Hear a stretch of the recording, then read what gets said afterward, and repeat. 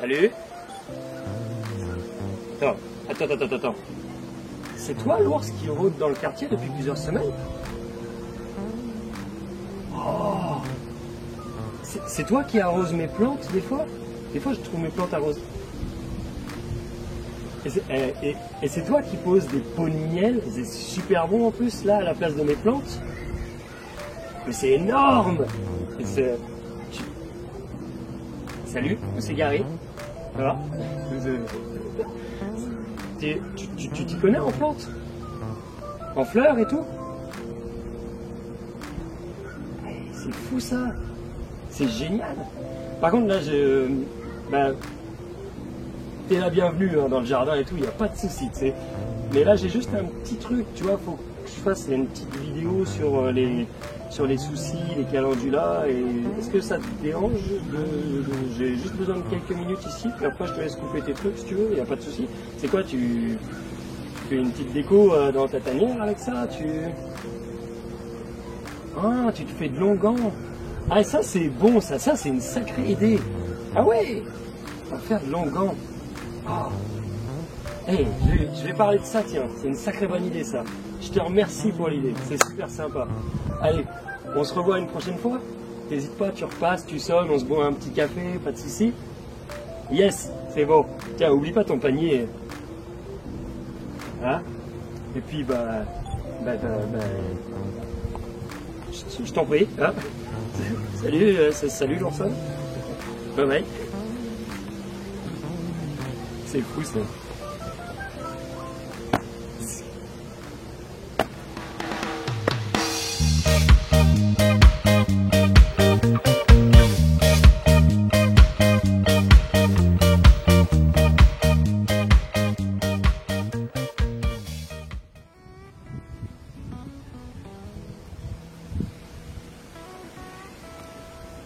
Un petit insecte. Hey! Hey, moi aussi je prends mes soucis. J'ai pris l'idée de l'ourson du coup. Je vais faire un petit onguent. Hein? Je vais vous expliquer comment faire de l'onguent avec les calendulas. Bah justement, tiens, on va un peu éclaircir d'ailleurs tout ça. Le nom classique, on appelle ça un souci. Le nom scientifique c'est Calendula officinalis. C'est une plante qui va mesurer entre 40 et 70 cm. Sa couleur jaune, elle la doit aux caroténoïdes et aux flavonoïdes qu'elle contient en grande proportion. Les caroténoïdes, c'est ce qui vont donner souvent une couleur jaune, orange. Et les flavonoïdes accentuent aussi cet effet-là en fonction des variétés. Il y a un hélicoptère qui passe au-dessus de moi. Donc il y a beaucoup de caroténoïdes et de flavonoïdes. Alors donc je disais les caroténoïdes c'est ce qui donne la couleur orange-jaune, ok. D'ailleurs le carotène on le sait, hein, c'est souvent utilisé dans les colorants alimentaires. Et il y a beaucoup de flavonoïdes. Alors les flavonoïdes ça aussi ça confère une couleur qui va aller souvent du jaune au rouge. Je vais me relever parce que j'ai le soleil dans la tête. Ça a des propriétés antioxydantes et ça se retrouve par exemple tu vois les pommes, le rouge des pommes. C'est dû aux flavonoïdes. Le rouge des raisins, donc du vin, c'est dû aux flavonoïdes. La couleur jaune comme ça du miel, flavonoïdes. Et donc voilà, c'est une plante qui contient beaucoup de caroténoïdes et de flavonoïdes. Et les bleuets aussi, j'y pense. Les bleuets aussi, ça contient énormément de flavonoïdes, donc énormément d'antioxydants. De toute façon, en termes de fruits, le bleuet, c'est pas mal un des meilleurs fruits que tu puisses consommer au monde. Je te le dis comme ça, au passage. Alors autrement, le souci a la réputation d'éloigner les insectes. Je l'ai souvent entendu en pépinière, il y a beaucoup de gens qui viennent et qui disent « Oui, j'ai des soucis, il paraît que ça éloigne les insectes, blablabla. » C'est un peu un mythe, plus ou moins. Plus ou moins. C'est pas vraiment ça. C'est pas que ça éloigne tant que ça les insectes.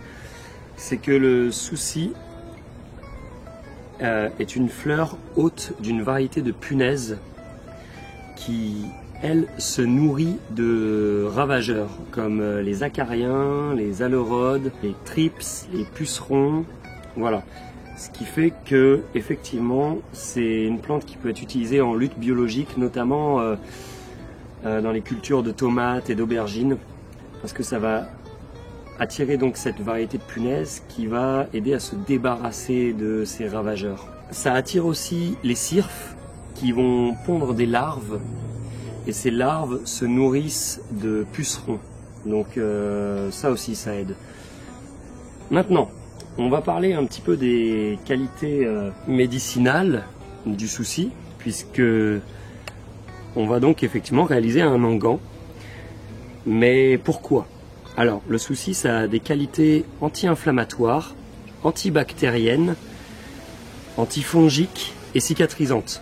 Ça va notamment donc soigner tout ce qui va être, alors le petit moyen mémotechnique, c'est tous les mots en ure. Écorchure, brûlure, gerçure, bon, coup de soleil, ça fait exception à la règle. Ouais, les brûlures, je crois que j'ai dit, enfin les brûlures superficielles, hein, faut pas non plus être brûlé, faire partie des grands brûlés là, mais ça va aider beaucoup à cicatriser beaucoup de choses. C'est très très bon en gros pour tout ce qui est les problèmes de peau. Ça va calmer aussi les démangeaisons de piqûres d'insectes, bref, ça a des tas de propriétés. Alors comment on fait justement un onguent à base de calendula? C'est génial, hein. Moi j'en fais et ça me sert à tout. Dès que je me suis fait piquer, bouffer, dès que je me suis blessé quelque part, une petite brûlure, un coup de soleil, effectivement, je mets ça partout, ça marche du tonnerre. Vraiment, là pour le coup, c'est pas une légende, ça marche super bien. Donc je vais vous montrer comment on fait ça. Alors pour commencer, il faut 25 grammes de plantes, de fleurs. Quand je dis une fleur, tu vois, tu coupes vraiment le bout, quoi. Tu peux même couper un petit peu plus là si tu en as envie, là, c'est pas très grave dans le fond. Vaut mieux en avoir trop que pas assez. Toutes les fleurs fanées là comme ça, n'hésitez pas à les couper, ça va stimuler une refloraison. Donc quand les fleurs sont fanées, au possible, on les coupe. Déjà parce que c'est plus beau et effectivement le plant va beaucoup plus vite refleurir. Alors autre chose aussi, le calendula fait partie de la famille des astéracées, comme le pissenlit, comme la marguerite, comme l'arnica aussi. Et l'arnica, je pense que tout le monde à peu près sait à quel point ses propriétés sont utiles en médecine naturelle. C'est une plante qui est extrêmement bénéfique. Donc quelque part on n'est pas tant que ça surpris de retrouver pas mal de propriétés utilisées en médecine naturelle aussi chez le calendula. Voilà. Donc on va aller cuisiner tout ça, si on peut dire, pour faire un onguent. À tout de suite dans la cuisine.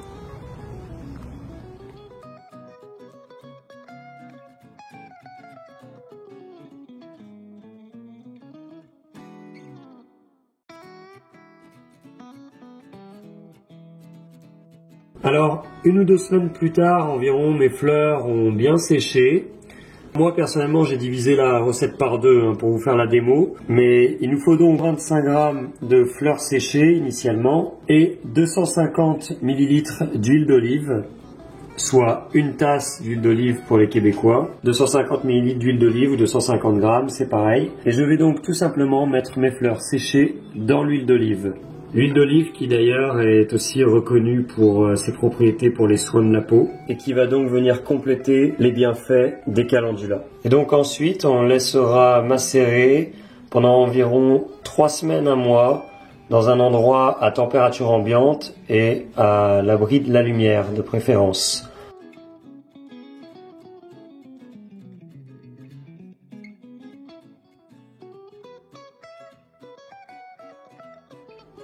Alors mes fleurs séchées ont infusé depuis maintenant 3 semaines dans l'huile d'olive. On va donc maintenant les mélanger à de la cire d'abeille.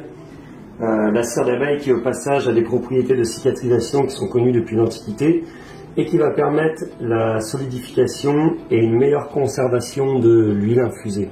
Alors prévoyez quelques petits pots pour mettre ensuite l'onguent dedans. On va donc avoir besoin ici de 30 g de cire d'abeille. Je mets donc à fondre ma cire d'abeille et je laisse donc fondre tranquillement à feu doux.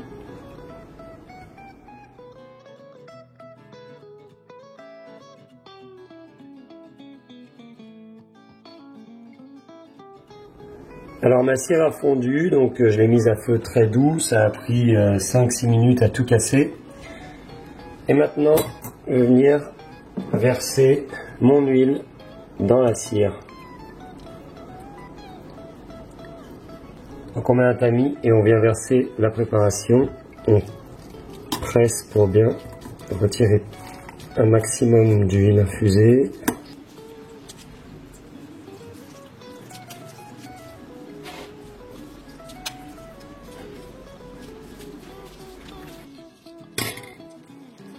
Alors pour ceux qui veulent, on peut aussi ajouter quelques gouttes d'huile essentielle. Donc pour cette recette, il faudra ajouter environ 40-50 gouttes d'huile essentielle de son choix.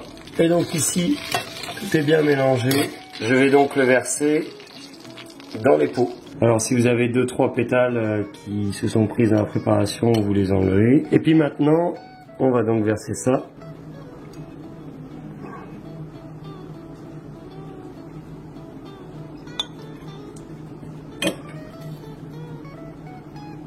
Et voilà, il n'y a plus qu'à laisser refroidir un petit peu.